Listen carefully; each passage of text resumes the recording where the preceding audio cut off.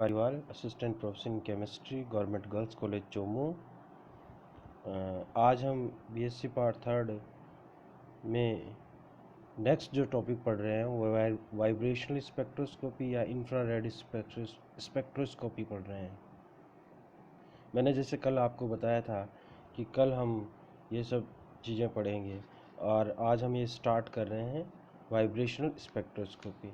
Vibrational spectroscopy में vibrational spectra कैसे प्राप्त करते हैं और उसमें किस प्रकार से हम स्पेक्ट्रम को प्राप्त करने के लिए क्या क्या शर्तें होती हैं उसके बारे में आज हम पढ़ेंगे। सबसे पहले हम तो उसका बेसिक इंट्रोडक्शन पढ़ेंगे, फिर उसका जो एक्सपेरिमेंटल अरेंजमेंट है वो पढ़ेंगे। उसके बाद हम कि आईआर एक्टिव होने के लिए कंपाउंड्स में क्या क्या शर्तें होनी चाहिए और कंपन की सामान्य विधाओं के बारे में भी आज हम पढ़ेंगे। तो स्टार्ट करते हैं हम। जब किसी अणु को ऊर्जा दी जाए जो कि लगभग 0.1 इलेक्ट्रॉन वोल्ट हो और उसमें कंपन ऊर्जा स्तरों में संक्रमण होने से हमें एक स्पेक्ट्रम प्राप्त होता है। उस स्पेक्ट्रम को हम वाइब्रेशनल स्पेक्ट्रम कहते हैं और जिस तकनीकी द्वारा ये स्पेक्ट्रम प्राप्त होता है उस तकनीकी को हम वाइब्रेशनल स्पेक्ट्रोस्कोपी कहते हैं। यानी कि किसी मॉलिक्यूल को अगर 0.1 इलेक्ट्रॉन वोल्ट की ऊर्जा देते हैं तो उसके कंपन ऊर्जा स्तरों में मॉलिक्यूल्स का या एटम्स का संक्रमण होता है, जिसकी वजह से हमें एक स्पेक्ट्रम प्राप्त होता है। उस स्पेक्ट्रम को हम वाइब्रेशनल स्पेक्ट्रम कहते हैं और जिस तकनीकी द्वारा ये स्पेक्ट्रम प्राप्त किया जाता है उसे वाइब्रेशनल स्पेक्ट्रोस्कोपी कहते हैं।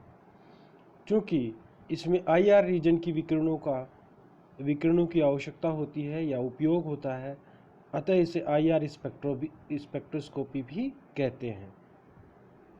0.1 इलेक्ट्रॉन वोल्ट की ऊर्जा के अवशोषण से कंपन ऊर्जा स्तरों में संक्रमण के साथ रोटेशनल एनर्जी लेवल में भी संक्रमण हो जाते हैं, क्योंकि उसकी ऊर्जा का मान तो या रोटेशनल ऊर्जा स्तरों में संक्रमण के लिए ऊर्जा का मान तो 0.0054 इलेक्ट्रॉन वोल्ट ही होता है, जबकि वाइब्रेशनल ऊर्जा स्तरों में संक्रमण के लिए 0.1 इलेक्ट्रॉन वोल्ट की आवश्यकता होती है, जो कि उससे ज़्यादा होती है।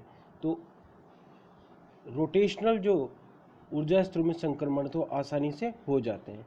अतः जब भी हम 0.1 इलेक्ट्रॉन वोल्ट की ऊर्जा देते हैं तो वाइब्रेशन ऊर्जा स्तरों में संक्रमण के साथ साथ रोटेशनल ऊर्जा स्तरों में भी संक्रमण हो जाता है, वह दोनों साथ साथ होते हैं। अतः इस प्रकार के ट्रांजिशन से कभी भी हमारे को प्योर जो है वाइब्रेशनल स्पेक्ट्रम प्राप्त नहीं होता, यानी कि कंपन स्पेक्ट्रम कभी भी प्योर नहीं प्राप्त होते। अतः इस प्रकार के ट्रांजिशन से प्राप्त स्पेक्ट्रम को हम वाइब्रेशनल रोटेशनल स्पेक्ट्रम कहते हैं। प्रायोगिक व्यवस्था का चित्र व आरेख।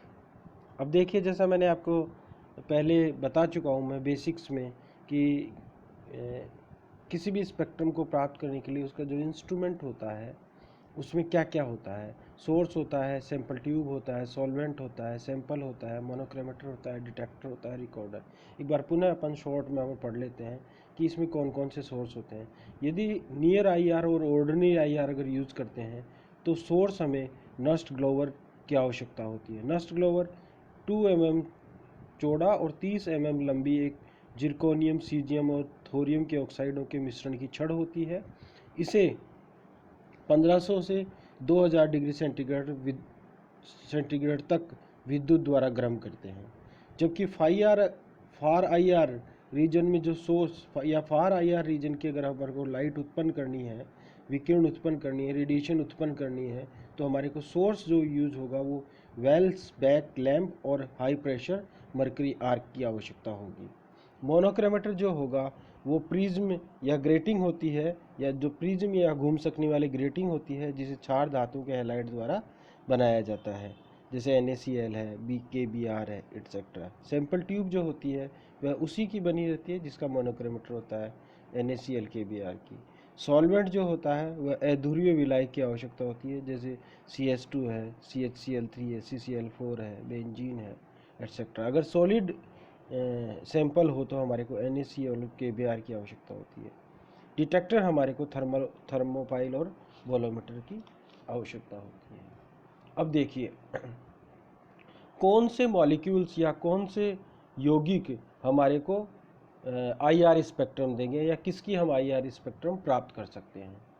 उसके लिए दो शर्तें हैं मुख्य रूप से। पहली शर्त तो ये होनी चाहिए कि जो विकिरण की आवृत्ति है उसकी कंपन की आवृत्ति उसकी आवृत्ति कंपन के बराबर होनी चाहिए, या जो रेडिएशन अपन दे रहे हैं उसकी एनर्जी वाइब्रेशन की एनर्जी के बराबर होनी चाहिए, यानी उनमें एक तरह का रेजोनेंस होना चाहिए। अर्थात अणु की कंपन गति जो है, कंपन गति की आवृत्ति विकिरण की आवृत्ति के समान होनी चाहिए। अगर कंपन गति की आवृत्ति विकिरण की आवृत्ति के समान नहीं होगी तो हमारे को स्पेक्ट्रम प्राप्त नहीं होगा, यानी कि मॉलिक्यूलर इंटरेक्शन नहीं होगा। रेडिएशन और मॉलिक्यूल के बीच में किसी प्रकार का कोई इंटरेक्शन नहीं होगा। जैसे अगर हम किसी कहीं पे खड़े हैं और बस बहुत तेज़ गति से चल रही है तो हम उस बस के ऊपर लिखा हुआ या उसमें कैसा है, उसका कलर कैसा है, उसके बारे में कैसे, उसके अंदर कौन आदमी बैठा हुआ है उसके बारे में हम जान नहीं सकते। अगर बस की और अपनी स्पीड बराबर हो तो हम चाहे कितनी दूरी तक चले जाएं, हम उसमें जो लोग बैठे हैं उसको आइडेंटिफाई आराम से कर सकते हैं। दूसरी है, अणु में कंपनों के दौरान उसके द्विध्रुव आघूर्ण में परिवर्तन होना चाहिए, यानी कि म्यू उसका 0 नहीं होना चाहिए ड्यूरिंग द वाइब्रेशन। अर्थात डाइपोल मोमेंट में ये चेंज परिणाम या दिशा दोनों में हो सकता है, होना चाहिए। Mu is equal to e into d होता है, वो 0 के बराबर कभी नहीं होना चाहिए। जैसे H2N2O2, इसमें म्यू का मान वाइब्रेशन के दौरान 0 होता है, अतः यह IR इनएक्टिव होगा। CO2 की जो सिमेट्रिक स्ट्रेचिंग होती है, यानी CO2 में CO बॉन्ड जो है वो अगर दोनों बराबर मूव करते हैं तो डाइपोल मोमेंट का मान 0 हो जाएगा और IR इनएक्टिव हो जाएगा। CO2 की जो अनसिमेट्रिक स्ट्रेचिंग है, यानी CO2 में एक CO बॉन्ड लेंथ बढ़ जाए या बॉन्ड लेंथ बढ़ जाए, एक की छोटी हो जाए तो डाइपोल मोमेंट उस स्थिति में 0 नहीं होगा। 0 नहीं होगा तो IR एक्टिव हो जाएगा। इसी प्रकार से HCl है, H2O है, NO2 है, इनमें वाइब्रेशन के दौरान जो होता है वह डाइपोल मोमेंट कभी भी 0 नहीं होता, इसलिए ये IR एक्टिव होते हैं।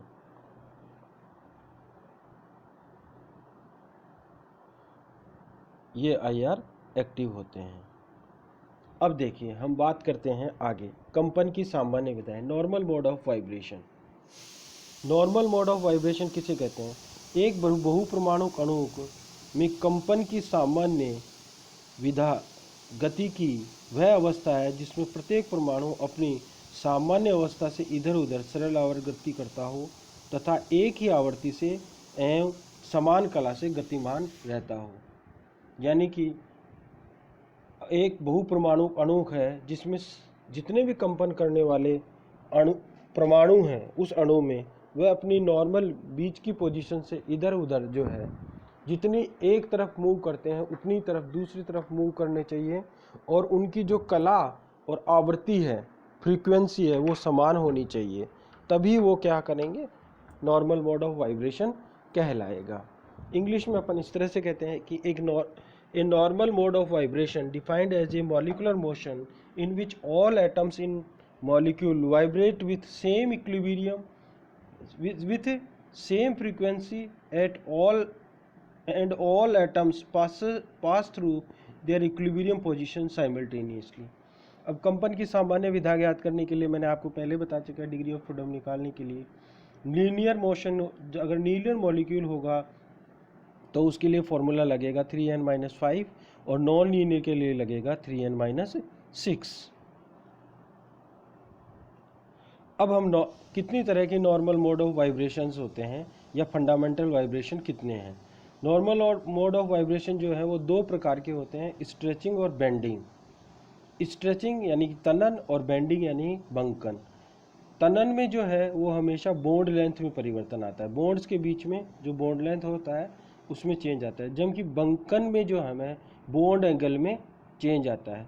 बॉन्ड एंगल में चेंज देखने के लिए याद रखिएगा हमारे को, हम रेफरेंस के रूप में पेपर का प्लेन लेते हैं, उससे अपन बॉन्ड एंगल में चेंज देखते हैं। स्ट्रेचिंग दो प्रकार का होता है, सिमेट्रिक स्ट्रेचिंग और एसिमेट्रिक स्ट्रेचिंग, यानी सममित तनन और असममित तनन।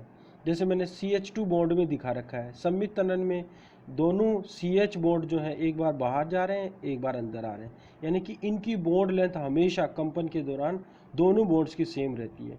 जबकि दूसरे में देखिए अनसिमेट्रिक स्ट्रेचिंग, असममित त्वरण में बॉन्ड लेंथ बढ़ रही है और एक CH बॉन्ड की बॉन्ड लेंथ कम हो रही है। तो इस कारण से क्या होता है, इस प्रकार का जो होता है वो एसिमेट्रिक स्ट्रेचिंग होता है। अब आगे हम देखते हैं बेंडिंग। बेंडिंग भी दो प्रकार का होता है, इन द प्लेन और out of the plane. In the plane में जो होते हैं वो दो प्रकार के होते हैं, आउट ऑफ द प्लेन में भी दो प्रकार के होते हैं। इन द प्लेन होता है रॉकिंग और सिजरिंग, जबकि आउट ऑफ द प्लेन जो होता है वह होता है ट्विस्टिंग और वैगिंग।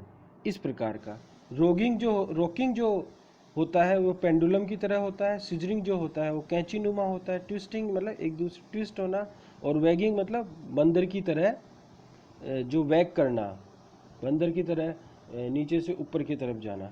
अब देखिए रॉकिंग पेंडुलम आपने देखा हो, घड़ी वाला जो पेंडुलम है वो क्या करता है कि एक बार एक तरफ जाता है फिर दूसरी तरफ जाता है। तो हम इक्विलिब्रियम पोजीशन से बॉन्ड एंगल में चेंज देखेंगे। मैंने तीन पोजीशन दिखा रखी है, देखिए एक बार जो है वह दोनों के दोनों बॉन्ड जो हैं इक्विलिब्रियम पोजीशन से शिफ्ट हो रहे हैं, वापस इक्विलिब्रियम पोजीशन पे आते हैं। फिर कैंची में क्या होता है कि दोनों बॉन्ड जो है वो आमने सामने मूव करते हैं, जैसे कैंची के दोनों जो काटने वाले हिस्से होते हैं वो आपस में आमने सामने मूव करते हैं, तो दोनों के बीच में जो है बॉन्ड एंगल में चेंज आता है।